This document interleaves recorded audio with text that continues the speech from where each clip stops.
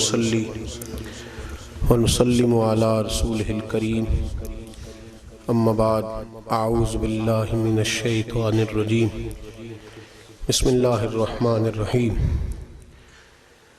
وَاعْبُدُوا اللَّهَ وَلَا تُشْرِكُوا بِهِ شَيْئًا وَبِالْوَالِدَيْنِ إِحْسَانًا وَبِذِي الْقُرْبَى وَالْيَتَامَى وَالْمَسَاكِينِ وَالْجَارِ ذِي الْقُرْبَى وَالْجَارِ الْجُنُبِ وَالصَّاحِبِ بِالْجَنبِ وَابْنِ السَّبِيلِ وَمَا مَلَكَتْ أَيْمَانُكُمْ إِنَّ اللَّهَ لَا يُحِبُّ مَنْ كَانَ مُخْتَالًا فَخُورًا صدق اللہ العظیم وصدق رسولہ النبی الکریم ان اللہ وملائکتہ یصلون علی النبی یا ایہا الذین آمنوا صلوا علیہ وسلموا تسلیما اللہم صل علی سیدنا ومولانا محمد معدن الجود والکرم وآلہ وصحبہ وعطرتہ وبارک وسلم۔ تمام تعریف و توصیف حمد و ثنا اللہ تبارک و تعالیٰ کی ذات والا صفات کے لیے، اور ہر قسم کے درود و سلام نبی محترم شفیع محتشم آقا کل ختم رسول دانا سبل احمد مجتبیٰ جناب حضرت محمد صلی اللہ تعالیٰ علیہ وسلم کی ذات والا صفات کے لیے حمد و صلات کے بعد، عزیز دوستو، بزرگوں اور بھائیوں، حقوق العباد اور حقوق اللہ دین کے دو شعبے ہیں، مسلمان کی دو ذمہ داریاں ہیں۔ حقوق اللہ سے مراد اللہ کے حقوق ہیں، نماز ہے، زکوٰۃ ہے، حج ہے۔ حقوق العباد سے مراد بندوں کے حقوق ہیں، ماں باپ کے، بہن بھائی کے، رشتہ دار کے، دوست احباب کے، بیوی کے، بچوں کے۔ پوری دنیا کے اندر لوگ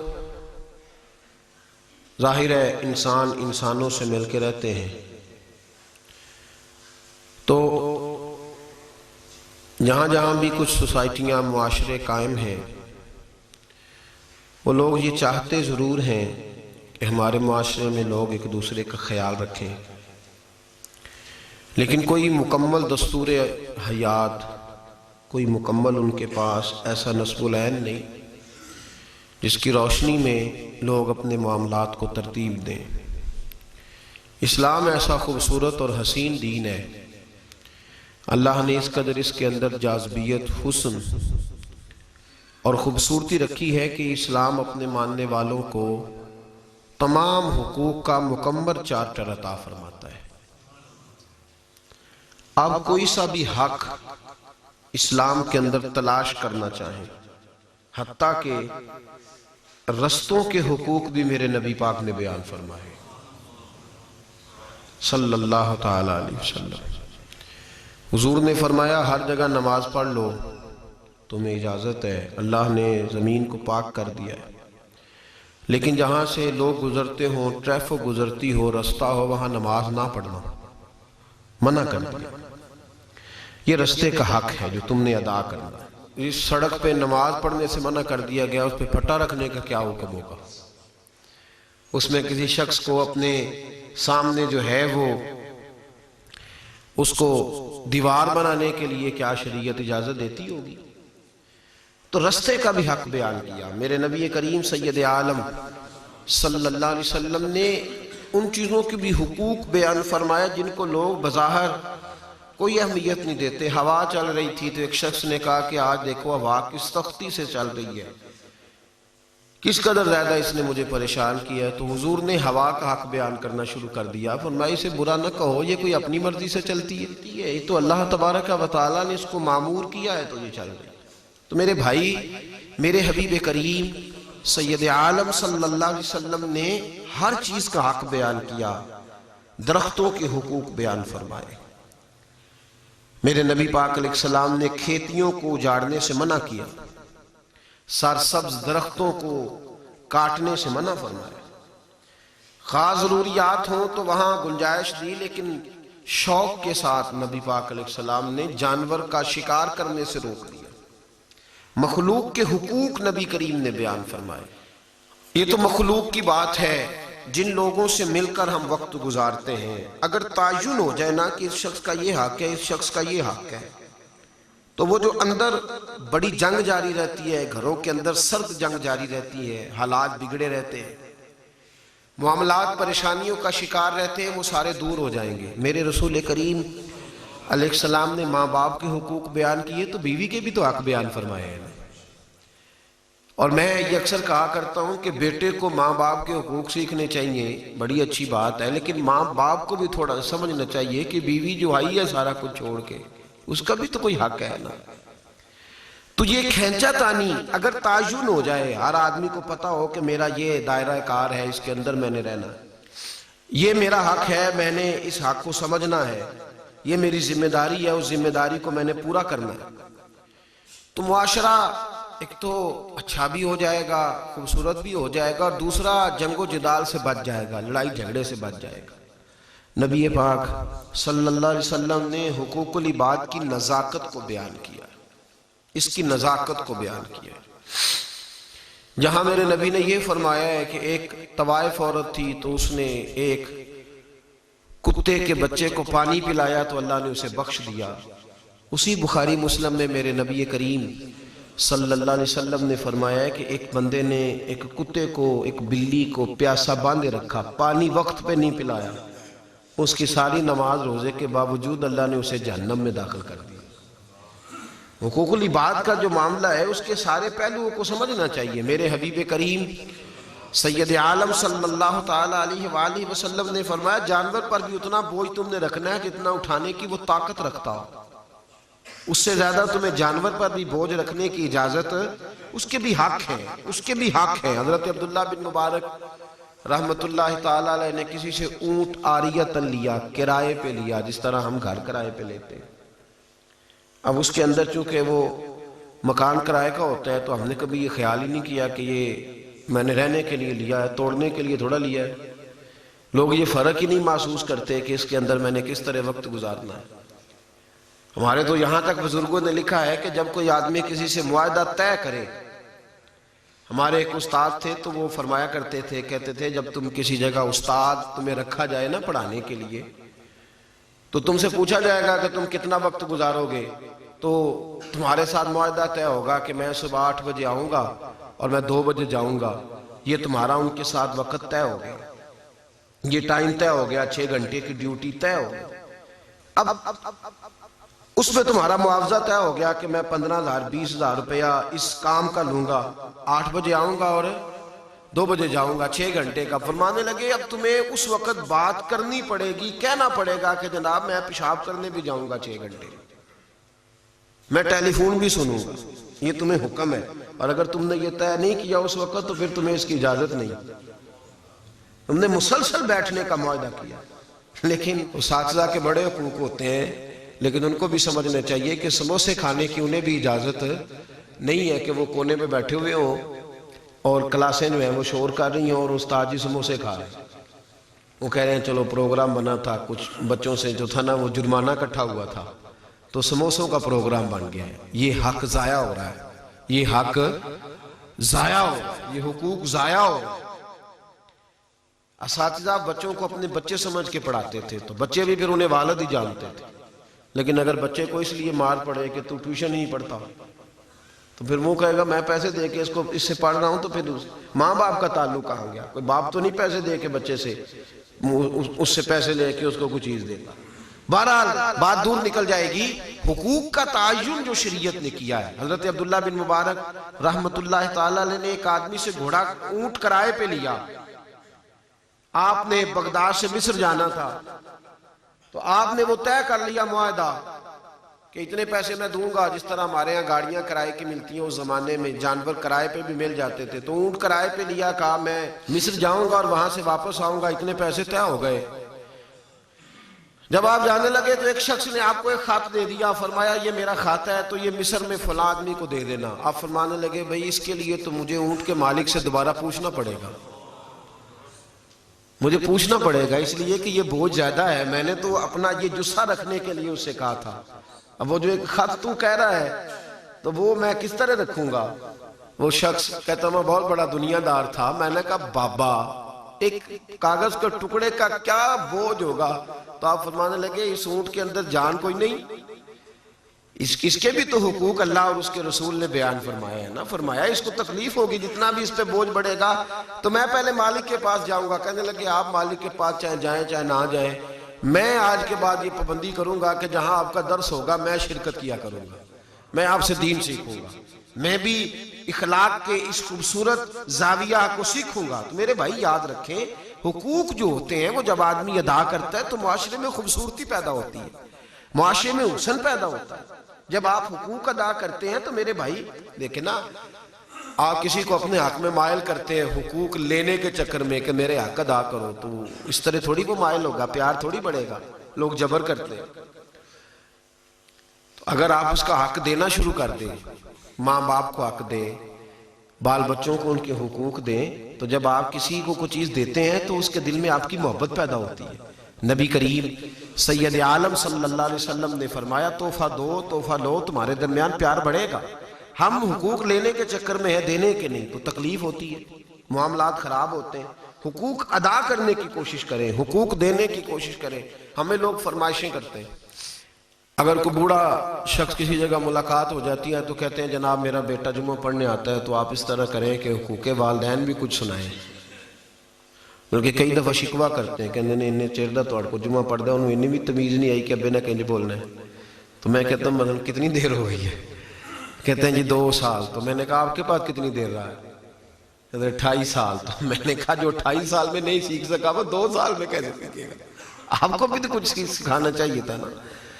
تو بچے اگر کبھی ملاقات ہو جائے تو بچے کہتے ہیں ابا جی جمعہ پڑھنے آتے ہیں، انہیں بتایا کریں کہ بچوں کے بھی کچھ حقوق ہوتے ہیں. بیویوں پیغام بھیجتی ہیں، کہتی ہیں فلاں فلاں حضرات جمعہ پڑھنے آتے ہیں تو آپ کوئی بات ان کو یہ بھی سمجھا دیں کہ بیوی کا بھی کوئی حق ہوتا ہے. تو خامند حضرات اکثر یہ کہتے ہیں کہ وہ جو حدیث ہے کہ خامند مجازی خدا ہے، یہ کسی طریقے سے گھول کے بیویوں کو پلائی نہیں جا سکتی کہ ان کے اندر تک اتر جائے بات اور یہ پکی ہو جائے اور یہ دور سے سلوٹ کیا کریں، اٹھ کے کھڑی ہو جایا کریں، پھول ہر وقت ہاتھ میں رہیں، یہ پوری جو ہے وہ تابعداری کریں. یہ کسی طریقے مطلب یہ کہ ہر آدمی اپنے حقوق کی بات کرتا ہے، اپنے حقوق کی، حقوق دینے کی بات ہر آدمی کہتا ہے فٹافٹ میرا حق بیان کر دو فٹافٹ. علماء کو شکوہ ہے کہ عوام قدر نہیں کرتی، عوام کو شکوہ ہے کہ علماء سلیقے سے ہمیں بات نہیں سمجھاتے. شکوہ ہی شکوہ ہے، شکایت ہی شکایت ہے. قرآن مجید نے جو ترتیب دی ہمیں، جو انداز قرآن نے ہمیں دیا، اس انداز کو آپ نے سمجھنا ہے. سورہ نساء کی آیت نمبر 36 ہے، آپ نے اس ترتیب کو سمجھنا. ذرا سمجھیں گے تو آپ کو اندازہ ہوگا کہ قرآن اینڈ کیا کرتا ہے حقوق العباد کا، کیا جزیہ قرآن ہمیں دیتا ہے، کیا کلیہ دیتا ہے جس کی روشنی میں حقوق ادا ہو سکیں گے. اللہ فرماتا ہے وَاعْبُدُوا اللَّهَ، اللہ کی عبادت کرو، وَلَا تُشْرِكُوا بِهِ شَيْئًا، اور رب کے سوا اس کے ساتھ کسی کو شریک نہ ٹھہرا. وَبِالْوَالِدَيْنِ إِحْسَانًا، اور والدین کے ساتھ احسان والا معاملہ کرو. ایک ہوتا ہے نیکی کا بدلہ نیکی، ایک ہوتا ہے نیکی سے بڑھ کر نیکی، وہ احسان ہوتا ہے. فرمایا جتنی محبت سے انہوں نے تمہیں پالا ہے اس سے کہیں محبت کے ساتھ تم ان کی تابعداری کرو. وَبِالْوَالِدَيْنِ احسانہ، ان کے ساتھ احسان کرو. وَبِذِي الْقُرْبَى، قریبی رشتہ داروں کے ساتھ نیکی کرو. وَالْيَتَامَى وَالْمَسَاكِينَ، مسکینوں اور یتیموں کے ساتھ نیکی کرو. پھر فرمایا وَالْجَارِ ذِي الْقُرْبَى وَالْجَارِ الْجُنُبِ، دور کے ساتھی، دور کے ہمسائے، قریب کے ہمسائے، ان سب کے ساتھ تم حسن سلوک کرو. ایک تمہارا قریب کا ہمسایہ جس کی دیوار برابر ہے، ایک 2 4 5 گھر چھوڑ کے اس کے ساتھ بھی حسن سلوک کرو. پھر فرمایا وَالصَّاحِبِ بِالْجَنْبِ، اور وہ جو تمہارے کروٹ کے ساتھی ہیں، وہ جو تمہارے ساتھ وقت گزارتے ہیں. اس میں مفسرین کہتے ہیں بیوی سے لے کر کلیگ تک، ساتھ نماز پڑھنے والے نمازی تک سارے ہیں جو ساتھ رہتے ہیں، ان کے ساتھ اچھا سلوک کرو. پھر ارشاد فرمائے وابن السبیل، اور کوئی راہگیر، کوئی مسافر، کوئی مہمان آ جائے تو اس کے ساتھ بھی یہ حقوق العباد کا چارٹر بیان کیا. پھر فرمایا وما ملکت ایمانکم، اور وہ جو تمہاری ملک میں ہیں، وہ جو تمہارے غلام ہیں، تمہارے ملازم ہیں، تمہارے پاس کام کرنے والے، ان کے ساتھ بھی اچھا سلوک کرو. یہ ساری باتیں ارشاد فرمائیں. اب جزیہ بیان کیا، اب قرآن مجید نے دستور دیا، اب قرآن مجید نے ہمیں سمجھایا کہ حق کون ادا نہیں کرتا اور کون کر سکتا ہے. ارشاد فرمایا ان اللہ لا يحب من کان مختالا فخورا. فرمایا جو اترانے والا اور تکبر کرنے والا ہے وہ اللہ کو پسند نہیں. جو اترانے والا اور تکبر کرنے والا ہے وہ اللہ کو پسند، یعنی بات یہ سمجھائی کہ اگر تمہارے اندر تکبر ہے تو تم حقوق ادا کر سکتے نہیں، اور اگر عاجزی ہے تو تم سارے حقوق ادا کر لو گے. اگر تم اس چکر میں ہو نا میں ہوں، میری تابعداری ہونی چاہیے، میرے حق ادا ہونے چاہیے، اگر اس چکر میں ہو تو پھر کوئی بھی حق ادا ہو سکتا. اور اگر تم عاجزی میں ہو کہ میں بھول گیا، مجھ سے غلطی ہو گئی، مجھے کرنا چاہیے تھا، مجھے سیانے ہونا چاہیے، میں ہی بدل جاؤں گا، تو پھر حقوق ادا ہو جائیں گے. اگر عاجزی ہے تو حق ادا ہوگا، اور اگر عاجزی نہیں تو حقوق ادا ہو سکتے. یہ قرآن مجید نے ہمیں ایک دستور دے دیا. اگر چاہتے ہو حقوق ادا کرنا تو پھر اس کے لیے تمہیں عاجزی اختیار کرنی ہوگی، پھر اس کے لیے تمہیں اپنے لیول کو لو کرنا ہوگا، پھر تمہیں اس کے لیے سادگی اختیار کرنی ہوگی، تکبر سے باہر آنا ہوگا. اور اگر تمہارے اندر غرور ہے، اگر تمہارے اندر تکبر ہے، اگر تمہاری طبیعتوں کے اندر جو ہے وہ یہ بات بھری ہوئی ہے کہ میں سب سے اچھا ہوں، پھر تم کسی کا حق ادا کر سکتے؟ میرے رسول کریم سید عالم صلی اللہ علیہ وسلم نے اتنا نازک اس حق کو، حقوق العباد کے مسئلے کو رکھا کہ محبوب کریم علیہ السلام نے فرمایا قیامت کے دن جب اللہ کے بندے اللہ کی بارگاہ میں آہوزاری کریں گے، منت کریں گے، اے اللہ بھول گئے تھے معاف کر دے، اے اللہ ہم سے غلطی ہو گئی تھی معاف کر دے، تو میرے محبوب کریم صلی اللہ علیہ وسلم فرماتے ہیں رب کریم بندوں کو معاف کر دے گا، اور معاف کر کے فرمائے گا جاؤ میں نے اپنے حق معاف کیے، اب جن بندوں کے تم نے حق ضائع کیے ہیں ان سے معافی لے لو، میں تمہیں جنت میں داخل کر دیتا ہوں. بندوں سے معافی بولیے، لیکن معافی تو وہ مانگے گا نا جس میں عاجزی ہوگی. جو کہے گا جو میں تو جناب کدی غلطی کیتی نہیں، تو کئی لوگ آ کے کہتے ہیں جی پتہ نہیں کدی زندگی دی غلطی کیتی تھی نہیں، حالات کیوں خراب آ گئے نے. میں کہتا تسی ایڈے معصوم کیویں پیدا ہو گیا؟ یہ تو فرشتوں کے لیے اور نبیوں کے لیے کہ وہ غلطی نہیں کرتے، تو آپ نے یہ کس طرح فکر نہیں کدی کیتی تھی نہیں، لیکن پتہ نہیں ایسے کیسے ہو گیا. تو میں کہتا ہوں ہم تو بھائی روز درجنوں کرتے ہیں، وہ نسخہ آپ بھی بتا دے جس سے ہوتی نہیں غلطی. عجیب معاملہ ہے، لوگ اپنے معاملے میں جو فتویٰ دیتے ہیں تو صفائی کا، اور باقیوں کے معاملے میں جب بات کرتے ہیں تو سختی کی. میرے محبوب کریم سید عالم صلی اللہ علیہ وسلم نے جو ہمیں لب و لہجہ دیا، سنیے. حضور نے فرمایا شہید کا پہلا قطرہ زمین پہ گرتا ہے تو اللہ فرماتا ہے دروازے کھول دو جنت کے سارے، میں نے اس کے گناہ معاف کر دیے ہیں. لیکن نبی پاک فرمایا اتنی دیر تک وہ بھی جنت میں نہیں جائے گا جب تک وہ لوگوں کے جو حق ضائع کیے ہیں وہ معاف نہیں کرا لیتا. قرضہ اس کو بھی معاف، حقوق العباد اس کے لیے بھی معافی. یہ کس قسم کی ولایت ہے کہ آدمی کہے میں عالم فاضل شیخ صوفی سب سے اچھا میں ہی ہوں، اور اس کا لب و لہجہ بھی میٹھا نہ ہو، اسے کسی سے بات کرنے کا طریقہ بھی نہ آتا ہو، اس کو یہ پتہ ہی نہ ہو کہ انسانوں کے کس قدر زیادہ حقوق ہوتے ہیں. ہم یہ سکھاتے ہی نہیں، سمجھاتے ہی نہیں اپنے بچوں کو کہ بھئی نماز روزہ حج زکوٰۃ یہ حقوق اللہ ہیں، ان کی کمی معاف ہے.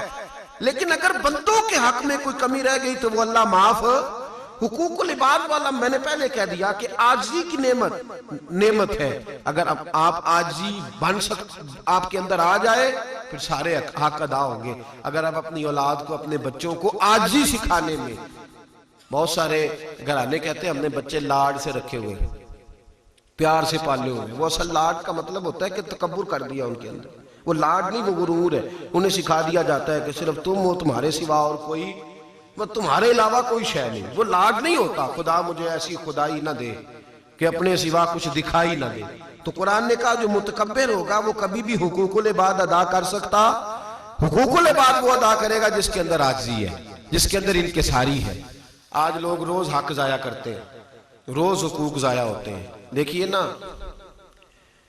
2 حصے بیٹے کے اور 1 حصہ نہیں پتہ اس مسئلے کا. بیٹی کا کتنا حصہ ہے؟ بیٹے کے کہنے نے کڑی دی شادی بھی تو کی تھی، جہیز بھی تو دیتا ہے، تو فارغ ہو گئی. اور یہ صرف ذمہ دار کے لیے نہیں، ذمہ دار تو خیر موج والے لوگ ہیں، اللہ خیر کرے. انہوں نے تو بڑی سکیمیں رکھی ہوتی ہیں، کوئی نہ کوئی داد اپا لگا ہی لیتے ہیں. انہوں نے تو کوئی نہ کوئی کاغذوں کی مارنا، اللہ ماشاءاللہ سب کی بات نہیں کرتا، انہوں نے کوئی نہ کوئی طریقے رکھے ہوتے ہیں. میں سنتا رہتا ہوں، میرے پاس آتے رہتے ہیں لوگ مسئلے پوچھنے، انہوں نے تو کوئی نہ کوئی چکر رکھا ہوتا ہے. ایک بچی مجھے آ کے کہنے لگی میرے ابا جی کہتے ہیں خامن کہتا ہے حصہ لے کے آؤ، ادھر سے بھی مجبوری ہے. ابا جی کہتے ہیں جی حصہ لینا ہی تو میرا منہ نہ ویکھی مرے گا. تو میں کیا بھن تو نہ ویکھی کوئی ضروری ہے ظالم دا منہ ویکھنا؟ نہ ویکھی تو چھڈ پرا تو حصہ لے، کوئی ضرورت نہیں. ہاں ہاں سچی بات کر رہا ہوں، نہ دیکھے منہ، نہ دکھائے ابا. جو ابا ظالم ہے اس کا منہ دیکھنے کی ضرورت کیا ہے؟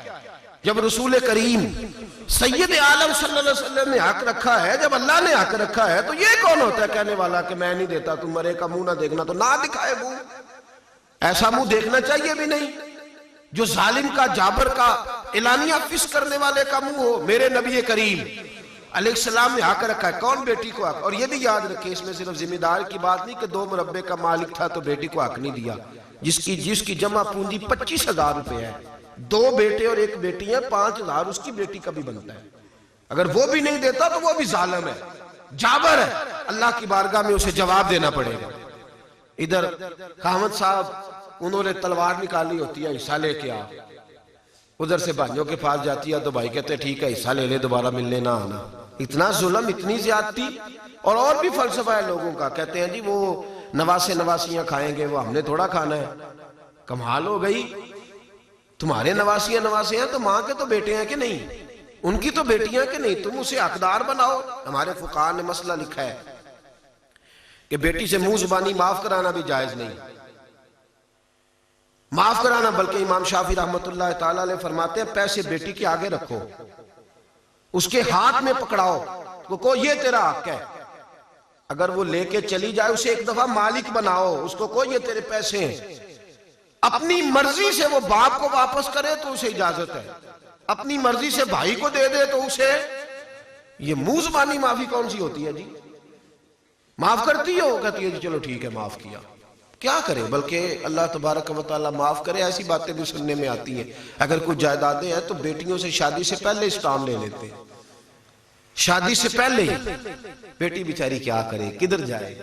میاں صاحب کہتے ہیں تیاں لی پردیس وے بابل تے پتراں لی جاگیراں، چپ رہنا تے منہ کچھ بھی نہ کہنا، بس تیاں دیاں تقدیراں.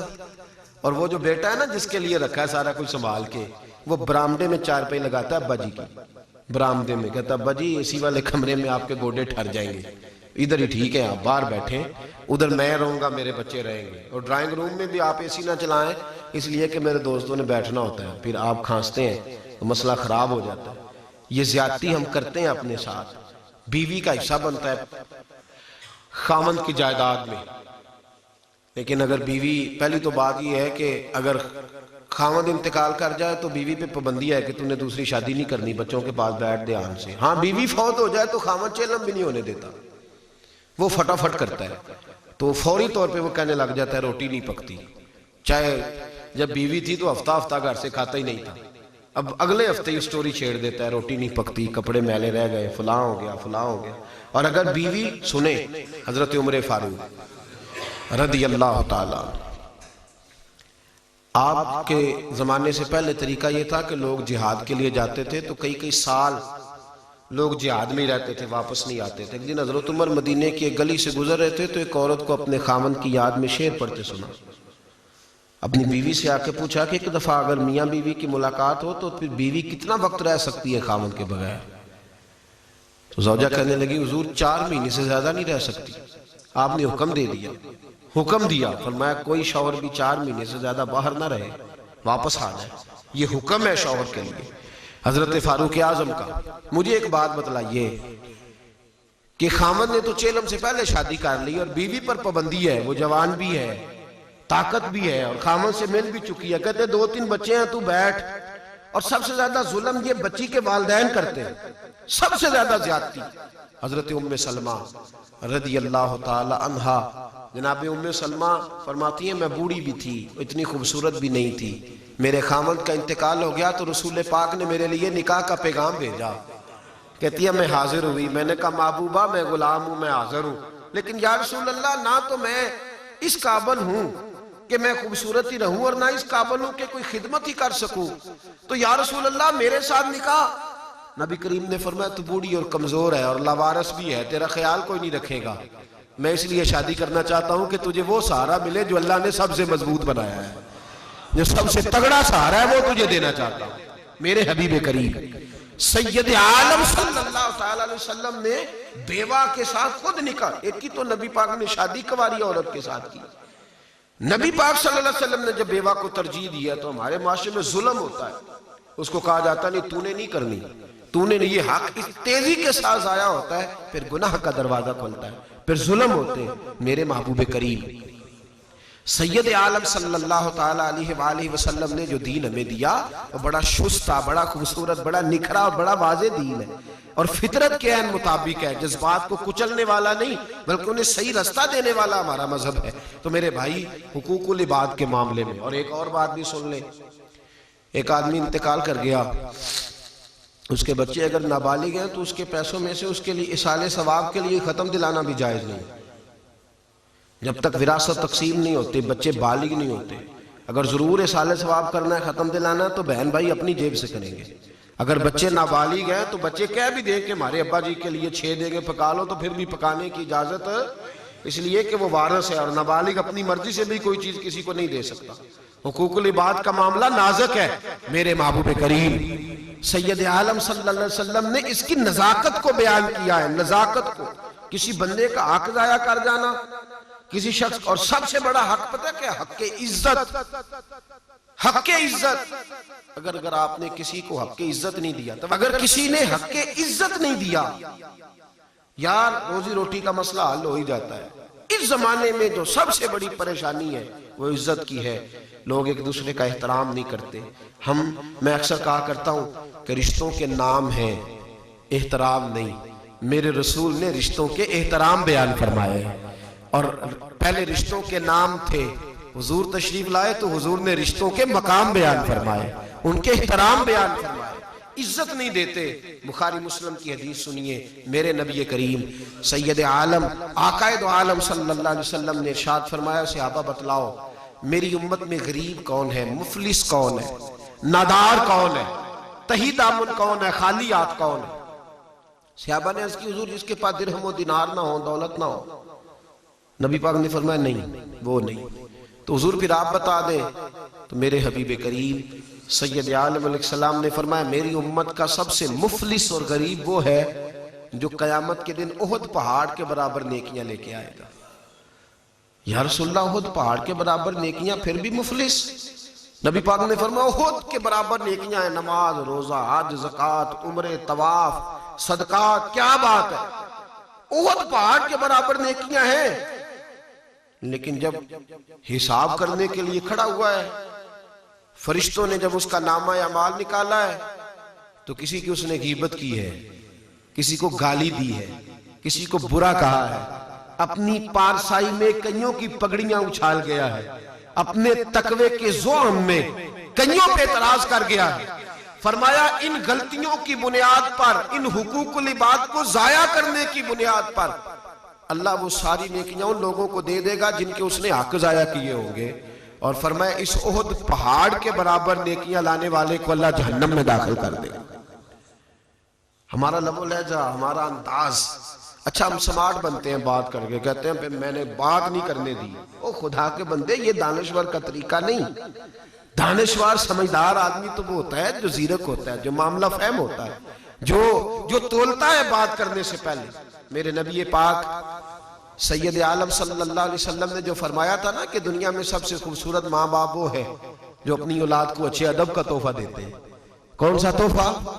بول کے بتائیے۔ اچھے ادب کا نہیں جی، اچھے ادب سے مراد یہی نہ ہو جائے کہ وہ کہے اچھی گاڑی پہ بیٹھنا ادب ہے۔ اچھا ادب، اچھا ادب، خلوص والا۔ میرے بھائی یاد رکھیں، حقوق العباد کا معاملہ نازک ہے۔ اس میں کسی شخص کے بارے میں کوئی بات کرنا، کسی کے بارے میں کوئی جملہ کہنا، کسی شخص کے بارے میں بغیر تحقیق کے کوئی لفظ بول دینا، ہمیں پتہ نہیں ہوتا۔ کہتے ہیں میں پتہ کر کے بتاؤں گا کس نے کیا کہا ہے، کس وقت کہا ہے، لیکن اس بات کو نہ صرف ہم روایت کرتے بلکہ اس کی 2-4 سندیں بھی بیان کر دیتے ہیں اور حکم بھی دیتے ہیں تو بھی یہ بات آگے کر دینا۔ ہمیں اس کے پاس منظر کا پورا پتہ بھی نہیں ہوتا۔ حقوق العباد کا مسئلہ نازک ہے۔ میرے حبیب کریم سید عالم صلی اللہ علیہ وسلم نے بندوں کے معاملے میں، ایک تو حدیث یہ میں نے عرض کی، اسی بخاری میں ایک اور حدیث ہے، اور شاید اس انداز کی، ان لفظوں کی، اس لب و لہجے کی دوسری حدیث ہمیں کتب حدیث میں نہ ملے۔ میرے محبوب پاک علیہ السلام فرماتے ہیں قیامت کے دن اللہ کریم ایک بندے سے فرمائے گا، اللہ فرمائے گا، اللہ خود فرمائے گا، رب کریم فرمائے گا، او بندے میں تیرے پڑوس میں بیمار تھا، تو میری تیمارداری کرنے نہیں آیا، میں تیرے پڑوس میں پیاسا تھا، تو پانی پلانے نہیں آیا، میں تیرے پڑوس کے اندر بھوکا تھا، تو روٹی کھلانے نہیں آیا، میں ننگا تھا، تو کپڑا پہنانے نہیں آیا۔ تو بندہ عرض کرے گا اے اللہ نہ تو کھائے، نہ تو پیے، نہ تو پہنے، نہ تو اوڑے۔ تو رب کریم فرمائیں گے وہ جو تیرے ساتھ بندہ بھوکا پیاسا تھا تو بندہ تو میرا ہی تھا نہیں، تو نے توجہ ہی نہیں کی۔ ایک طرف فرمایا احد پہاڑ کے برابر نیکیاں ضائع ہو گئی، اور دوسری طرف اتنا بڑا جملہ رب فرمائے گا اگر تو اس کو پلاتا تو یوں سمجھتا تو نے اپنی رب کی بارگاہ میں یہ نیکی کی ہے، تو سمجھتا کہ تو نے اللہ کے حضور یہ نظر پیش کی ہے۔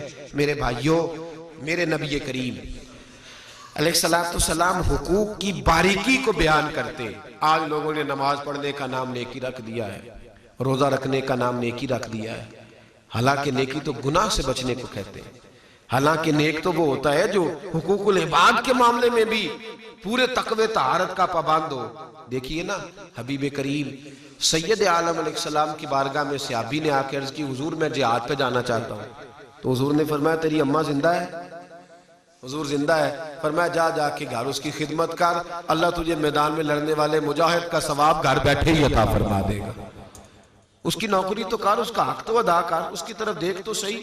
حضرت سلمان فارسی رضی اللہ تعالیٰ عنہ ارشاد فرماتے ہیں کہ ایک صحابی کے بارے میں حضور کی بارگاہ میں عرض کیا گیا کہ یا رسول اللہ یہ ساری رات نماز پڑھتے ہیں، سارا دن روزہ رکھتے ہیں، حضور یہ ہر وقت تقویٰ طہارت میں رہتے ہیں، بڑے نیک ہیں، کیا بات ہے ان کی نیکی کی؟ نبی کریم نے بلایا، حضور نے فرمایا تو زیادہ اللہ سے ڈرتا ہے یا میں زیادہ ڈرتا ہوں؟ عرض کی حضور آپ ہی زیادہ ڈرتے ہیں۔ تو فرمایا تو ساری رات نماز پڑھتا ہے حالانکہ میں کچھ دیر آرام بھی کرتا ہوں، تو سارا دن روزہ رکھتا ہے حالانکہ میں ایک دن چھوڑ کے ایک دن روزہ رکھتا ہوں۔ صحابی کہتے ہیں میری آنکھیں کھل گئی، حضور کیا فرما رہے؟ تو نبی پاک نے فرمایا تیرے وجود کا بھی تیرے اوپر حق ہے، تیری آنکھ نے بند ہونا ہے، نیند آنی ہے، یہ بھی تیرے اوپر تیری آنکھ کا حق ہے۔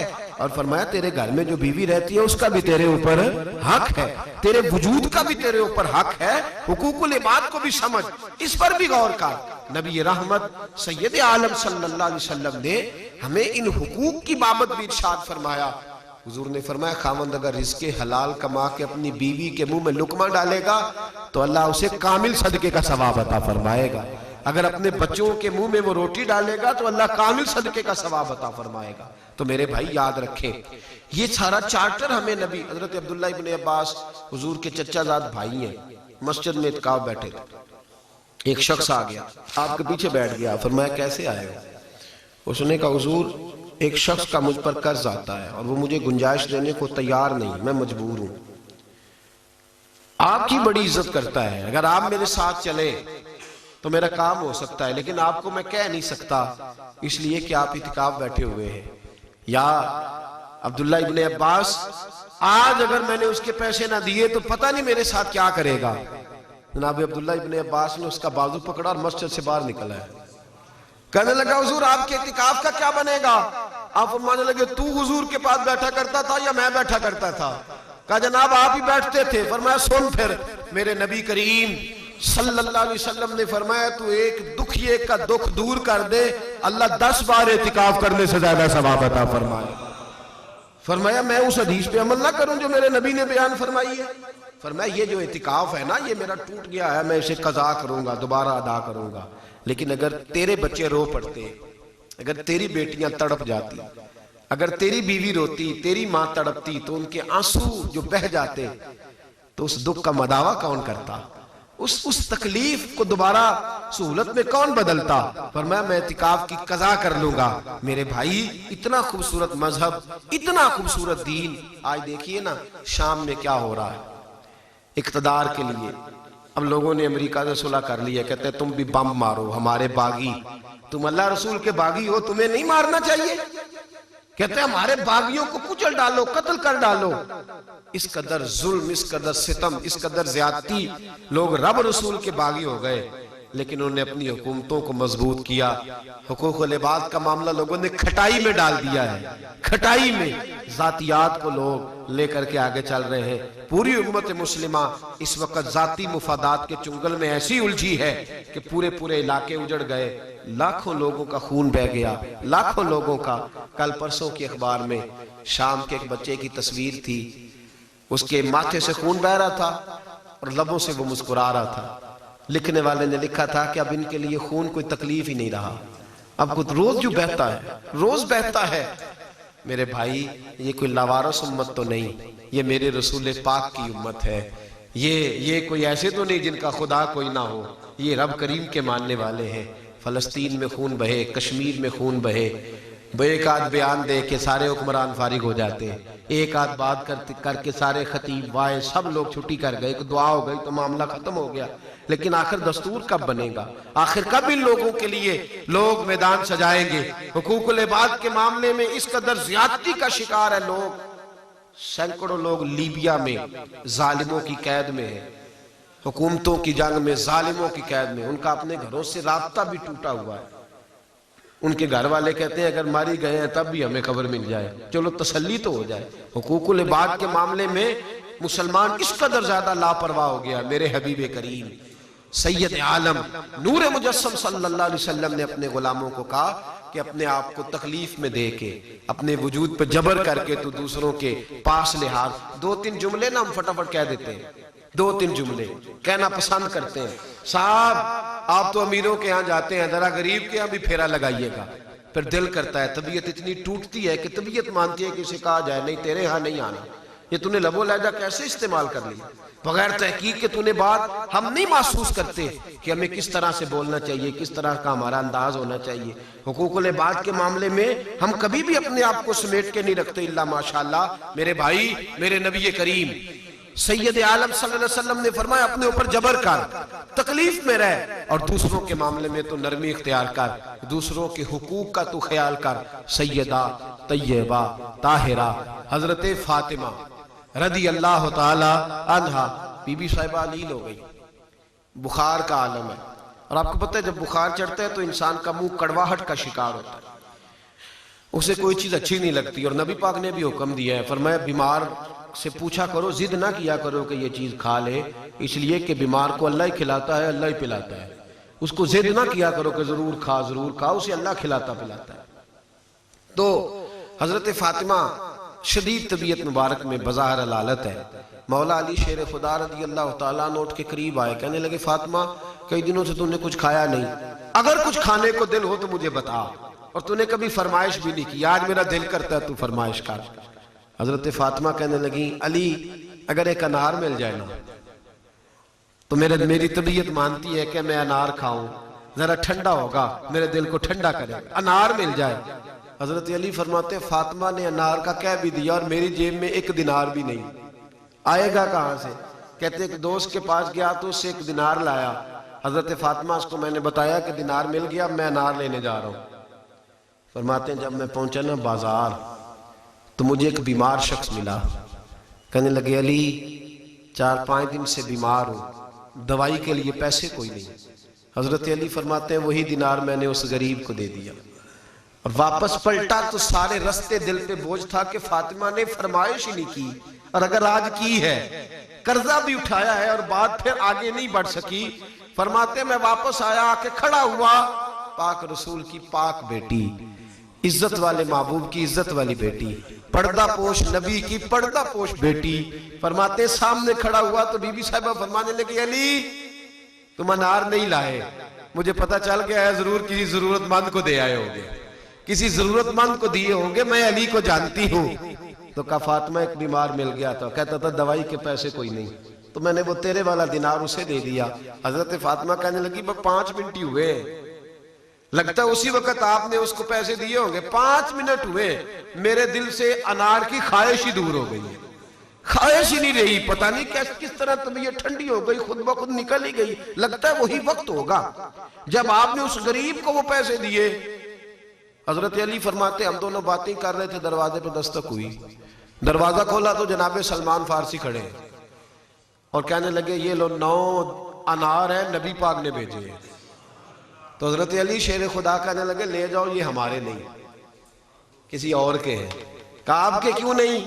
فرمایا ہمارے ہوتے تو 10 ہوتے, یہ 9 ہے. اس لیے رب کا وعدہ ہے من جاء بالحسنۃ فلہ عشر امثالھا, اس کے رستے میں 1 2 تو وہ 10 دیتا ہے, 9 تو عدد پورا ہی نہیں ہوتا, یہ کسی اور کے ہیں. حضرت سلمان فارسی نے جیب میں ہاتھ ڈالا, کہنے لگے علی میں بھی تمہیں آزما ہی رہا تھا, نبی پاک نے 10 ہی بھیجے ہیں. میں بھی آزما ہی رہا تھا, حضور نے 10 ہی بھیجے ہیں, نبی کریم نے 10 بھیجے ہیں, یہ نار رکھ لو. میرے بھائی حقوق العباد کے معاملے میں ان لوگوں کا جو معاملہ تھا وہ رب کریم کے ساتھ تھا. وہ کہتے تھے یہ ہماری اللہ کے ساتھ تجارت ہے, ہم اس کے بندوں پہ خرچ کریں گے تو وہ ہمارے اوپر خرچ کرے گا. میرے نبی رحمت سید عالم صلی اللہ علیہ وسلم کے غلاموں نے حقوق العباد کے مسئلے کو سچ مچ نازک سمجھا, سچ مچ اس پر توجہ فرمائی. حبیب پاک علیہ الصلوۃ والسلام اپنے غلاموں کو حکم دیتے تھے کہ دنیا میں معاف کرا لینا, آخرت میں تمہارے لیے مشکل ہو جائے گا. اور خود بھی نبی پاک صلی اللہ علیہ وسلم اس پر عمل کرتے تھے. عملی آج لوگ ڈھلتے نہیں, غلطی کر کے بھی لوگ غلطی نہیں مانتے. تھوڑی دیر کے لیے چند لوگوں کے سامنے لوگ شرمندہ نہیں ہونا چاہتے. قیامت کی رسوائیاں ہو جائیں تو ہو جائیں. لوگ دیکھیں نا, آج کسی کے پاؤں پہ پگڑی رکھنا آسان ہے, آج کسی کو منا لینا آسان ہے, آج کسی شخص کو, بلکہ میں تو کہتا ہوں معافی کی ضرورت ہی نہیں ہوتی. آپ کسی سے ناراض ہو جائیں, خالی اس کے گاڑی چلے جائیں, اتنا ہی کافی ہو جاتا ہے. لیکن لوگ ذرا سی اپنے مزاج میں لچک پیدا کرنے کو تیار نہیں ہوتے. میرے نبی رحمت سید عالم صلی اللہ تعالی علیہ وسلم بدر کے موقع پر صفیں سیدھی کرا رہے تھے. ایک صحابی کا پیٹ بڑا تھا, حضور کے دستے مبارک میں چھڑی رہتی تھی. حضور نے اپنی چھڑی سے عصا مبارک سے ان کو کہا کہ پیچھے ہٹو. جب حضور نے چھڑی لگائی تو انہوں نے سی کی, ہائے کیا ہوا؟ یا رسول اللہ تکلیف ہوئی ہے. اسی وقت میرے رسول نے چھڑی ان کو دی, فرمایا چل بدلہ لے لے, بدلہ لے لے. تو اس کرنے لگے حضور آپ کیا کہہ رہے ہیں, میں اور آپ سے بدلہ لوں؟ تو حضور نے فرمایا آج بدلہ لے لے, میں قیامت کے دن بدلہ دینے کی طاقت نہیں رکھتا, تو آج بدلہ لے. یہ لب و لہجہ, یہ انداز, یہ طریقہ, یہ سوچ, یہ فہم, یہ بصیرت میں ہمارے رسول نے عطا فرمائی ہے. فرمایا آج لے لے, میں قیامت میں بدلے کی طاقت. مکران شاہ ایران کا بادشاہ گزرا ہے, سفر کے لیے, سیر کے لیے, شکار کے لیے نکلا. رستے میں دریا تھا, اس کے اوپر پل تھا, پل کے اس پار اس نے جانا تھا. وہاں اس نے سیر کرنی تھی, کچھ دیر رہنا تھا, چند گھنٹے گزارنے تھے. وہاں گیا تو وہاں ایک بوڑھی اماں کا ساتھ ہی جھونپڑا تھا. ایک گائے اس بوڑھی نے رکھی تھی اور بڑی محنت سے پالی ہوئی تھی, اس کا دودھ پی کے گزارا کر لیتی تھی. مکران شاہ جب وہاں قیام کیا تو ساتھ فوجی بھی تھے, مصاحب بھی تھے. بادشاہ شکار کرتے کرتے آگے نکل گیا, پیچھے سے فوجیوں نے گائے دیکھا تو بڑی حسین جمیل خوبصورت گائے نظر آئی. انہوں نے جلدی سے گرائی, اس کو ذبح کیا, کھا گئے. اماں واپس لوٹی, اس نے احتجاج کیا کہ چل دوڑ جا, یہ پتہ نہیں ہم کون ہیں, تو کون ہوتی ہے بات کرنے والی؟ اماں نے کہا بھئی میں بوڑھی اور بیوہ عورت ہوں, یہ گائے میرا سہارا تھی, میں دودھ پی کے وقت گزار لیتی تھی. تم نے اتنا ظلم کیا ہے کہ ایک شخص سے اس کے جینے کا حق ہی تم نے چھین لیا ہے, اور پھر آگے سے تم بات بھی نہیں سنتا, چل دوڑ جا, تمہیں پتہ نہیں ہم کون ہوتے. اماں بڑی پریشان ہوئی, لیکن تھی بڑی سمجھدار. جب بادشاہ واپس جانے لگا نا پل سے گزر کے, تو اماں پل پہ کھڑی ہو گئی. پل پہ کھڑے ہو کے بادشاہ گزرا تو اماں نے آگے بڑھ کے دوڑ کے گھوڑے کی لگام پکڑ لی. گھوڑا کھڑا ہو گیا. ماں میرے بھائی, طاقت اصل میں مظلوم کے پاس ہی ہوتی ہے. ہمت والا وہ ہوتا ہے جو حق پہ ہوتا ہے, جو جھوٹ پر فریب پہ ہوتا ہے وہ جتنے مرضی اپنی زبان کو تیز چلائے اور جتنے مرضی نعرے والے لوگ ساتھ رکھے, جتنے مرضی ہٹو بچو کے اس کے پاس ذریعے ہوں, وہ کبھی مضبوط نہیں ہوتا. اس کے پاس کبھی خدائی طاقتیں نہیں ہوتی. لگام پکڑ لی اور بوڑھی اماں کہنے لگی مکران شاہ تیرے سپاہی میری گائے ذبح کر کے کھا گئے ہیں, تو بتا اس پل پہ کھڑے ہو کے حساب دے گا یا پل صراط پہ حساب دے گا؟ بتا, دونوں میں سے کہاں حساب دینا ہے؟ دینا تجھے پڑے گا. اگر یہاں دے دے گا تو بچ جائے گا, ورنہ میں وہاں بھی لے لوں گی. میں بھولنے والی نہیں, میں حساب لوں گی اور تجھے دینا ہوگا. سر چکرایا، بادشاہ دھڑام سے زمین پہ گرا، کہنے لگا اماں میں پل سے رات پہ حساب نہیں دے سکتا، تو یہی مجھ سے حساب لے لے، یہی کھڑے کھڑے حساب لے لے۔ کہا میری گائے کے پیسے رکھ، پیسے بھی دیے، ماں کے قدموں سے بھی لگ گئے اور فوری طور پر معافی مانگ کے اس کو راضی بھی کیا، میرے بھائی یہاں اگر حساب ہو جائے گا تو صحیح رہے گا، اور اگر یہاں حساب نہ دیا تو پھر پل سے رات پہ تو دینا ہی پڑے گا۔ پھر رب کریم کی بارگاہ میں اور نبی کریم علیہ السلام نے اتنے سخت احکامات حقوق العباد کے معاملے میں فرمائے۔ حضور نے فرمایا اگر کسی ذمی کافر پر میرے مسلمان نے ظلم کیا، وہ کافر تھا، ذمی تھا، مسلمانوں کے علاقے میں رہتا تھا، اس پر اگر کسی مسلمان نے بھی زیادتی کی تو فرمایا جب ان دونوں کا مقدمہ اللہ کی بارگاہ میں کھڑا ہوگا تو میں اپنا کلمہ پڑھنے والے امتی کا ساتھ نہیں دوں گا، میں اس ذمی کافر کا ساتھ دوں گا، اور میں اللہ کی بارگاہ میں عرض کروں گا یا اللہ اس نے ظلم کیا تھا، اسے سزا دے۔ بھئی ہمارا سارا دار و مدار تو رسول پاک کی شفاعت پہ ہے نا، نبی کریم کی سفارش پہ دار و مدار ہے۔ تو حضور بھی فرما رہے ہیں کہ میں ظالم کی سفارش ہے، میں جابر ظالم کی سفارش اللہ کی بارگاہ میں، اس کا مطلب ہے باقی اور گناہ ہوں گے تو حضور سفارش کر دیں گے، لیکن اگر ظلم کیا، بندوں کو لتاڑا، ان پر زیادتی کی، تو میرے محبوب فرماتے ہیں میں تمہاری سفارش بھی نہیں کروں گا۔